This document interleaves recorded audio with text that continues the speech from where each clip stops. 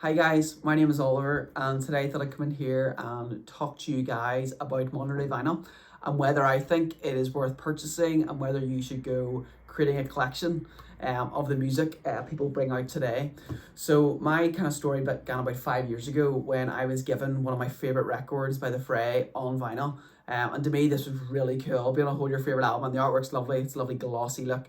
So to me, it felt quite special, and that's where my vinyl interest began. So I started kind of going into record stores and actually picking up all my favorite albums solely because I think the artwork was amazing on them.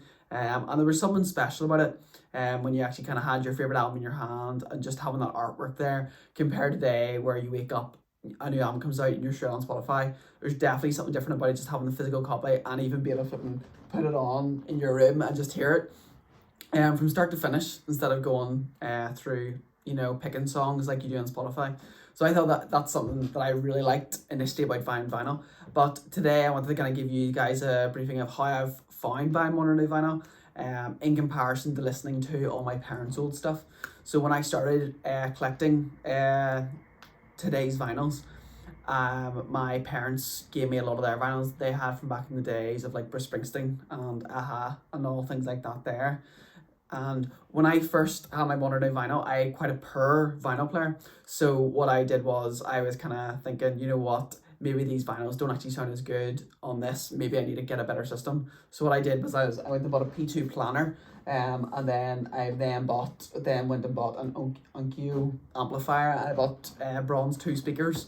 They're called, thinking that this was going to solve my problem of making the vinyl that I'm buying today, whether that be from the Killers, 21 Pilots. I was thinking once I have this system that they're gonna sound amazing and they're gonna sound great.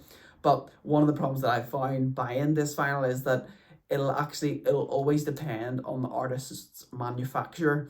So I go through a lot of albums of artists who I bought, and to be honest, the vinyl just doesn't sound anywhere close to what it does on like Spotify.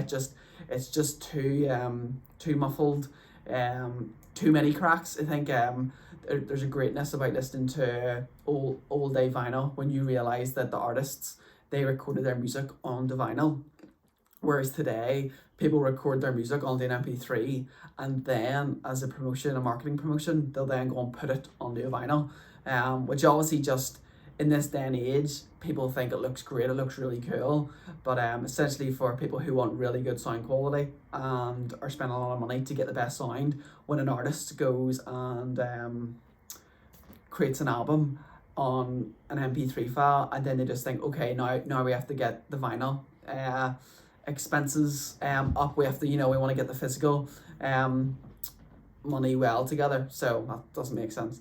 But they want to make a lot of money from the record on vinyl, so they just go and throw it on a vinyl. And then to the fans who actually love vinyl and want the best sound quality, sometimes I wake up, listen to this vinyl, and I actually just think, oh, you know what, I won't listen to that again, I'll just put it on Spotify now through my speakers because it sounds absolutely perfect. So that's coming on here. I kind of wanted to give a good outline to what you should look out for then going forward. So I thought I'd come on here today then and talk to you guys about what I've kind of learned from collecting vinyls, and how best to go forward with saving your money, but also growing your collection and not having a collection which is full of bad quality vinyls which just frustrate you because you put so much money into it.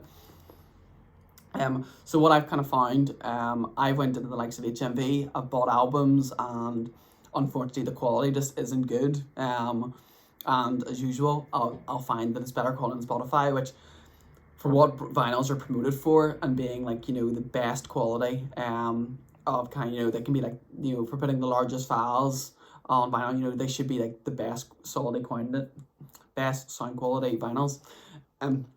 So one of the best things I've found to do is when you actually are thinking about buying into a vinyl, obviously vinyls are quite expensive, about £25, so they're not the kind of thing where you can just go and spend like £3 in a CD and be like, oh, I don't like that CD, so you don't have to listen to it again. But vinyls wise, I find when you're thinking about getting a record, go on Amazon and look at the reviews of someone who has bought the vinyl. So not just someone who's bought the album, make sure that it says that the format is vinyl. And it's really good to see artists' opinion on that, because some albums I went on to, which are about £10 or £13 in price, and I thought, great, I'll snap this up, it sounds good. But when you actually go onto the reviews, people just realise like this is just a crappy, MP3 copy, with a lot of crackling, a lot of muffling on the vinyl. So that's one thing I'd really recommend for anybody who is new to vinyl. You may have a favourite album, but go and check the reviews on it to see what people think, because you could be ordering a vinyl which has just been poorly manufactured. And I'm going to say that, if you go and buy an album which is poorly manufactured, most likely a lot of the other albums, if you were to go and buy that album again somewhere else, it would probably be the same. With one thing I kind of do with artists, I have a few artists which I know, like in the past, their vinyls, I never really go back to all the time because I know the quality's not really there with them. So I always intend, like, if they're doing pre-orders and they're signed, I would go and buy vinyl signed and kind of use it as a bit of like a ornament in the house, generally just because it looks, the artwork's nice, even though the vinyl doesn't sound great. Another thing I would recommend for anybody to avoid if you really want, good sound for your vinyl, when artists do bring out new albums, a lot of the time they'll have like limited edition colours. I have some really nice ones which are like, see-through, transparent vinyls and all that, which are just a clear vinyl. And you got to be careful there, because after I've researched online in the past, people say that because for whatever reason, another layer is put on the vinyl, which is, this colour, being colour-coded. And that can sometimes, again, mess with the actual rims and the general quality of the vinyl. So if you really do love your sound, I would make sure and recommend that you go in to a store and just get, usually it'd be like a 2 LP vinyl, which is 180 grams, like, because I know that's the best you can get, on that album. So yeah, so if I liked an album in this day and age and I went and bought it in a store, I would probably go for the double black or the single black copy, because I would know that I'm going to be getting the best quality of this. I'm not going to take it home, and with one play I'm going to realise, no, this is a muffled vinyl, I'm not going to bother playing it. So yeah, I think that's all I've really got to say about vinyls. I generally just, I wanted to come on here and talk to people about my experiences with them, because I've spent a lot of money on mine, and it's got to the point now where I have a lot of vinyls in my collection where I would probably rather not have them there and have the money back. But whereas a lot of the vinyls I have, they may not sound the best, but I still just do appreciate have them on copy form of vinyl. So if anybody watching this has any questions regarding starting a vinyl collection, where to begin, what to look out for, please do leave a comment or just a question below, and I'd be happy to get back to you. One wee thing I haven't really covered is just like old vinyl. I absolutely love listening to old vinyl. I think there's nothing better than it. I think that's one of the special things. If you were to start to create a vinyl collection and you concentrated, on music from, maybe before the 90s, you would definitely be buying into a really great collection and a great experience. There's definitely something about playing older vinyls where, I don't know, it just sounds so full. And even, older vinyls may be a bit crackly than that. It's just, there's something about it which still sounds really special, and just not to sound hipster anyway, but they just sound vintage in a way.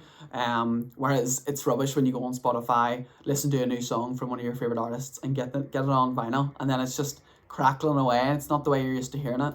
So that could be frustrating. So 100%, anybody watching this video and you're keen to kind of start a vinyl collection of old day records, definitely do. I'd recommend, but please do leave a comment under below if you have any questions about what I've spoken about today. I'd love to hear your thoughts. But thank you very much for watching.